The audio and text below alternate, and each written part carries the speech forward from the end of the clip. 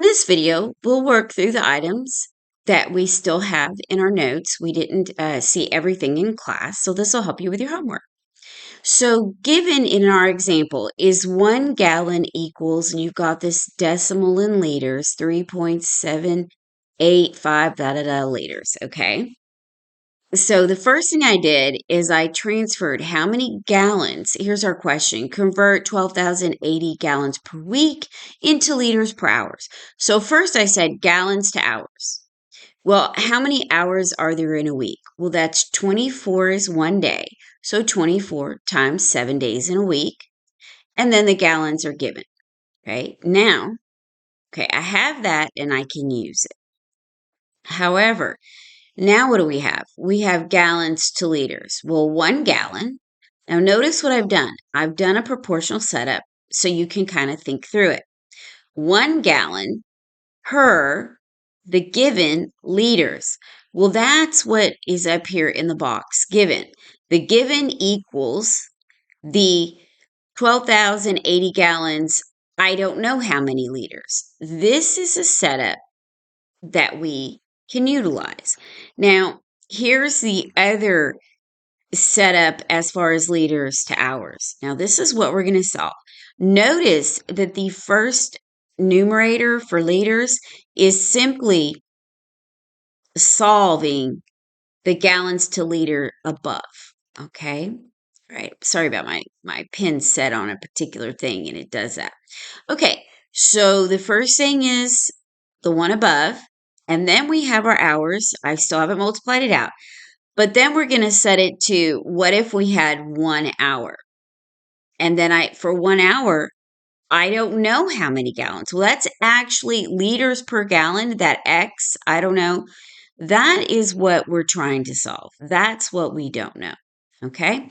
Now we can go through this last setup. That's where I have the pinkish purple here. It's worked out. As you notice, 24 times 7, X, that's your cross multiply. Okay, that's the top, the numerators. Then we divide by the coefficient of 24 times 7 on both sides. Okay, now in your calculator, you will enter this left side as is. Okay, so let's do that. Push your fraction and then 12080 times 3.78541178. Notice I'm using everything that's given to me. Do not round until you get to the end. Okay, now let's arrow down, and that is 24 hours times 7 days. So that's our week, hours in a week. Now let's push enter and see what happens. It automatically gives us our answer. Notice I did round at the 3 decimal places, okay, which would just round to 9. Okay, let's go to the next one. Okay, for this next example, number 1, your first step says enter as is. Well, how do we enter that? Okay, let's take a look at it. 2.24 times 10. Use the caret up, okay? All right, now you actually need to push the negative and then the 6. Now you have to arrow over. See how the cursor moves over on your calculator? Arrow over. Now let's put in subtraction. Okay, when it's in the middle of the problem, use subtraction. Do not use the negative symbol, okay?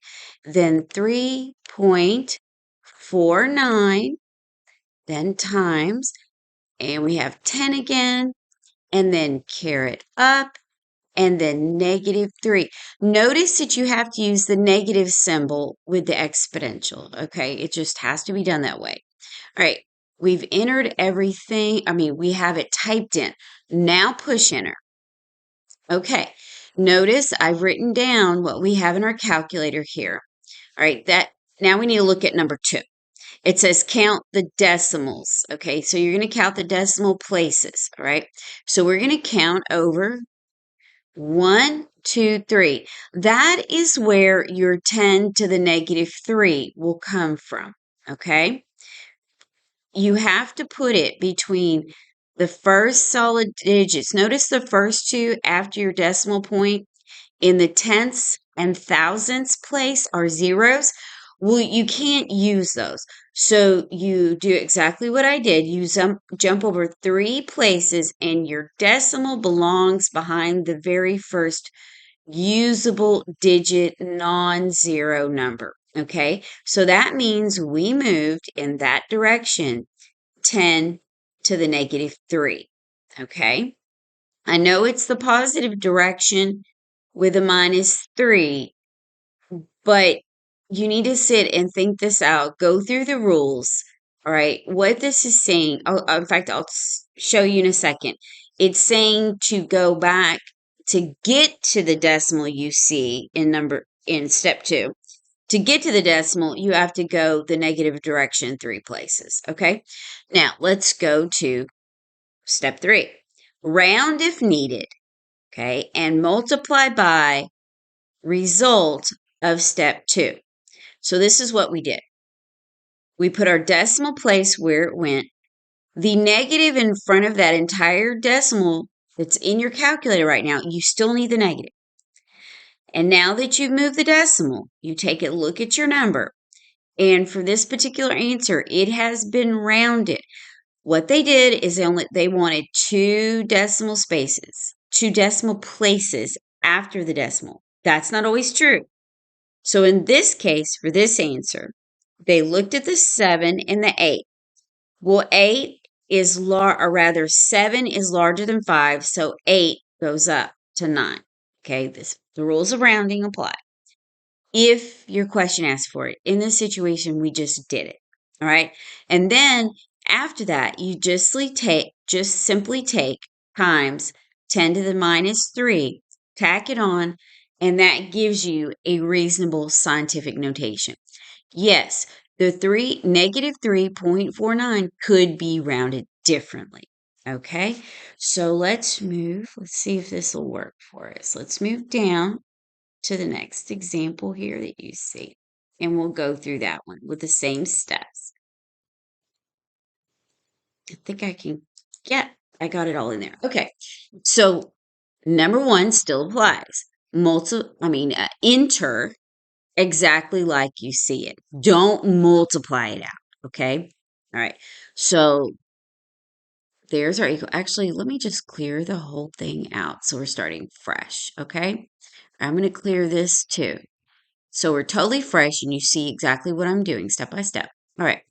So I push my fraction, all right? And then I put 6.55 times 10, carry it up to the 4, arrow down to your denominator, 2.5 times 10, carry it up. Now remember, you have to push the negative and then the 3. Now, if you have more to type in after this, always remember that you can arrow over. But for this one, we really don't have to. What we need to do is simply push enter. So push enter. And there you've got a nice number. However, it is not in scientific notation. Well, how do we get it in scientific notation? Well, you do exactly what I have illustrated here. The decimal is assumed to be at the end because this is a whole number. It's not a decimal on your calculator. So you start at the right, just like you learned when you were in elementary school when you first learned this. So what happens is we are counting back 7 places to put the decimal behind the 2.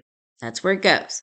Okay, so that means our result means we're going to use 10 to the 7th. Okay, now we go to number 3. Once we have that, round and multiply by result from number 2. That means up above. Okay, that's well and good, but let's look. Did we need to round? No, you didn't. Just simply use. Well, you could say you rounded by getting rid of the zeros. You could say that. Okay, we did. Okay, so it's 2.62 times 10 to the 7. And that's a good answer. Now, here's the next thing that we didn't do above that we'll do in a second. You can check this to make sure you've written your scientific notation correctly. Put it in the calculator. Let's do that. 2.26 times 10, carry it up to the 7. Double check my entry is exactly what I had. Yes, push enter. Voila. Oh, see what I did? I entered it wrong. Uh-oh. Well, let's see here. 2.62 times 10, carry it up to the 7. Now we have what we should. Okay. Always double check what you entered. I I don't always do that. That's why it's always good to check and double check. Okay. Now, that being said, let's go back up to this prior result of the negative 3.49. Let me go actually physically go back up to that. Now let's look at that one more time. Okay. Right. This is what we had, and this is what we started with. Right. This is the decimal. In step 2, there's our decimal that we should get back to. Well, remember, we did some rounding. So will we get exactly that? Let's see what we actually get. So we have to put in negative. Remember, you have to use the negative symbol if you're starting with that minus sign, okay? So then 3.49 times 10, carry it up to the minus 3. Now let's push enter and see what happens. Yeah, see what it, oh, and look, I didn't double check my entering. Okay, here's a little secret, guys. It's good that I make mistakes because see what it did as I arrowed up? It arrowed over to what I wanted. I can capture that and do a type over. Okay, let's push enter. Okay, now don't do anything. Arrow over. Okay, see where my cursor is and it's got an arrow? Simply push 0. Now I can arrow back over and look. Now I can double check. Oh, that's what I wanted. All right, now push enter. Notice how it gives me my rounded result. Well, that is technically checking that I have written it correctly because we did round to 3.49. Okay? All right. If you want it to be precise, you would have to put in all of the digits after the decimal exactly as seen. Okay, guys, I think that's enough help for now. Please, if you don't have a calculator, you can find one online. You may not find this one that I have here. This particular calculator, the TI-30XS, it's an old version. You can find them, but it's button-wise, it is precisely like the calculator that we use in class. In class, we use the TI-30XS. Okay, basically it is the same calculator. Take a look at it and compare. It's the same thing. Okay, I think underneath it has a few different items, like options, things it'll do for us a little differently. Okay, because we haven't looked at everything on our calculator. You might see a couple of different things. Okay, that being said, go online, and what you can do is try to see if you can't find a free math print calculator. It's from TI. I pay for mine. Mine has all kinds of different ones. I have found a couple. I couldn't tell you right now where they are. I don't remember. But let me go to ours. Mine's an emulator. That's the thing. Give it a second. And see, this is our calculator. As you see, the coloring is different. I could change it to lighter, but all the buttons are still the same. Okay, I just happen to like the way the colors look on the XB. All right, I'll go back to that. I think this is it. Okay, so if you find one that looks like either the ones I just showed you online and it's a freebie somewhere, go ahead and use it. Just a reminder that this homework is not due till Thursday. So in class on Wednesday, I'll give you the printout for homework number 3. It's not due till Saturday, okay? But this homework, I'm going to go over items again, as well as do those items, actual items rather, from homework 3 in class. Okay, guys, I'm rooting for you. Hope you get it done on time. See you in class.